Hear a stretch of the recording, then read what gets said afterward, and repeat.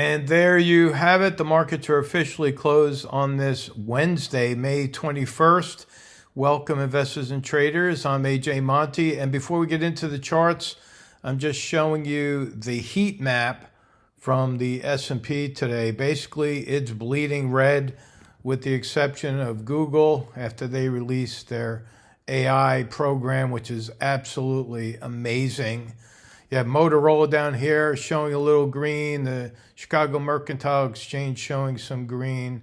What is that? That's GE Vernova.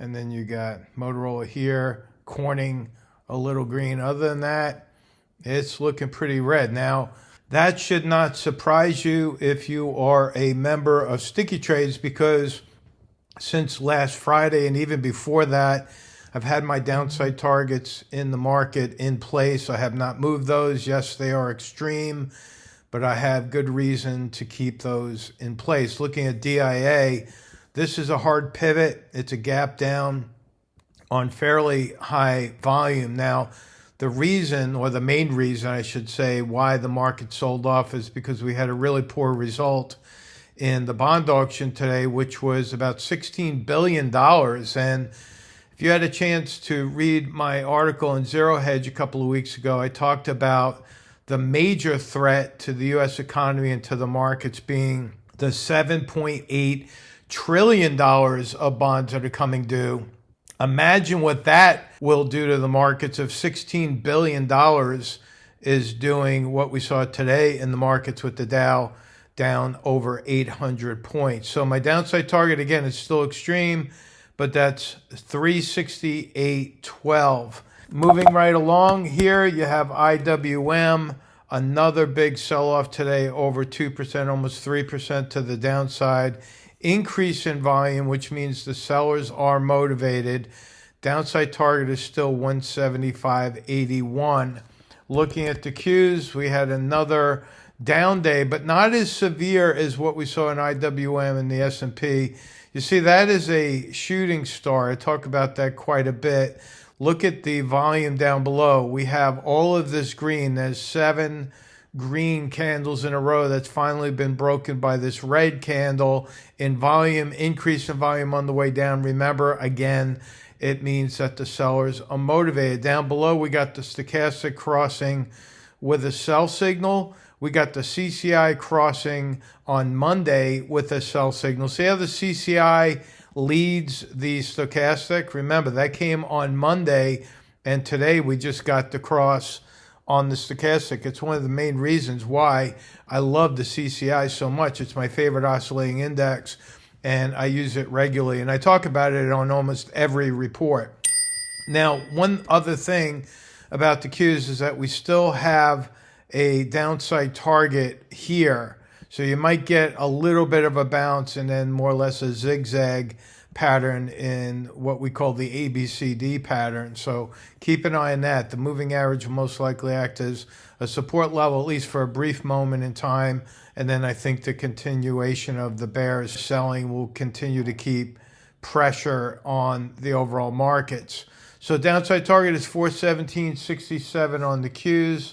Look at the weekly chart on the Qs. You see that? That's a bearish harami.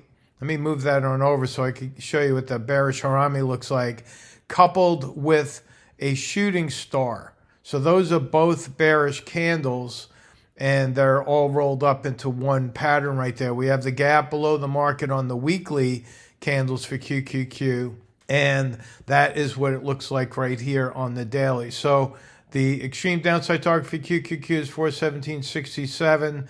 Keep an eye on that, because we also, if I take one more step back and look at the monthly, what do you got? You got this major resistance at the top here, and we only have about 10 days left, and there's no way the monthly volume is going to beat last month's volume.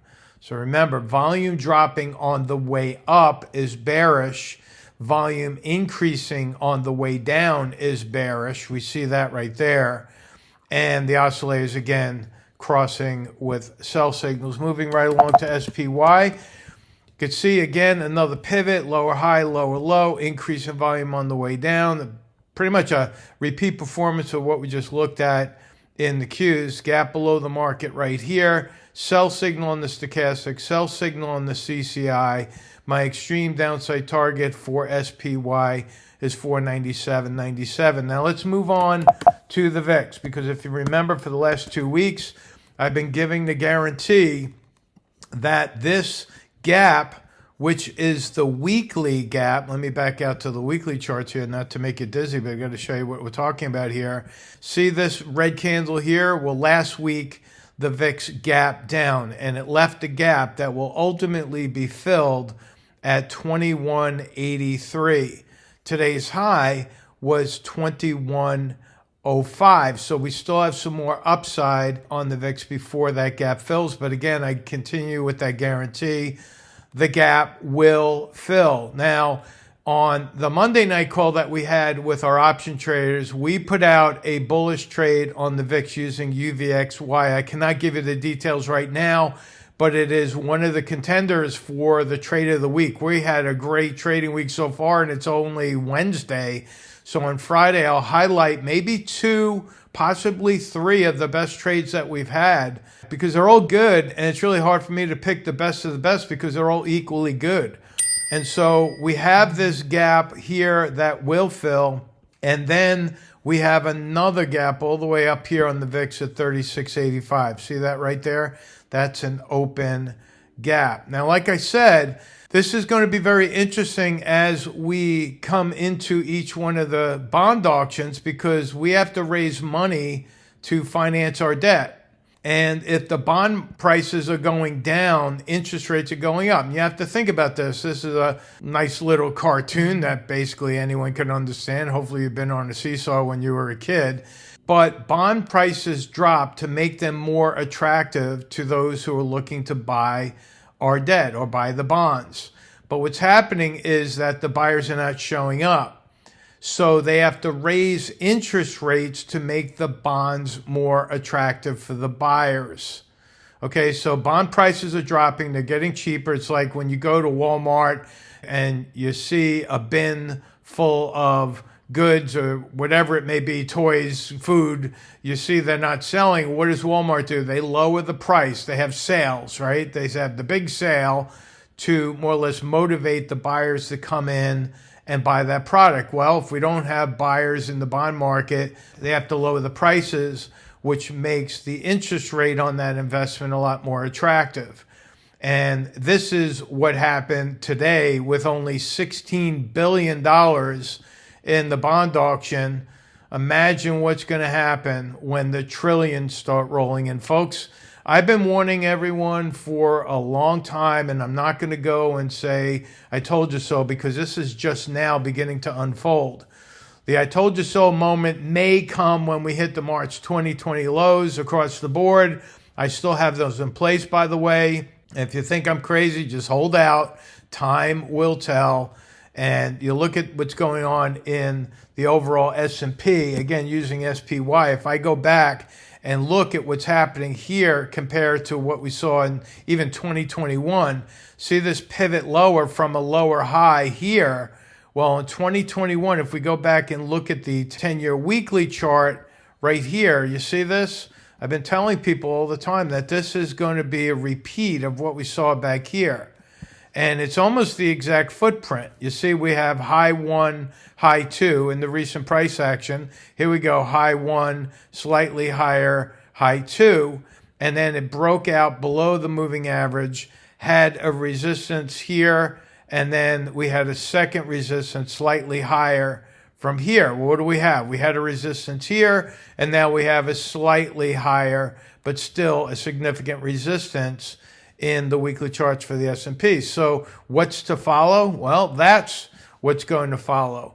And Morgan Stanley is all of a sudden gotten pretty bearish, and they put pretty low targets for the S&P all the way out into June of next year. So it's going to be very, very interesting to see how this market plays out right through the summer. Now, as I said earlier, I will be showing the trade of the week. Last week I was showing you how we traded the spreads on Coinbase and how we're making money even when prices go against us. But Imagine what happens when prices go in your favor and you have puts or put spreads that are showing a negative delta or a bearish bias.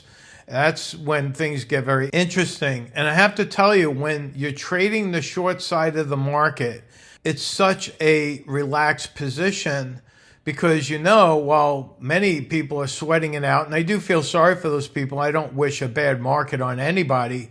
I'm just saying that when you're trading the market from the short side and you have days like today, your account is up. You're making money. You're not stressed out.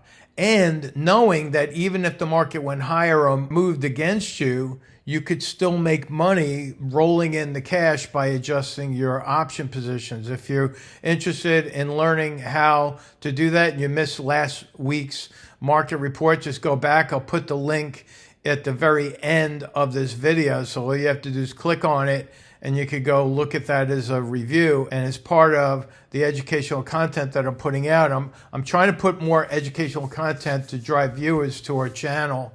And I hope you like that. And if you like me to talk about a particular stock or gold or silver, whatever it may be, between now and Friday, put it in the comments page and I'll do my best to try to bring that up. Can't promise you I'm going to get to every ticker symbol, but I'll try to highlight the most popular ones that are being requested. So that's it for now. You have a good rest of the week, and I'll talk to you on Friday. So long.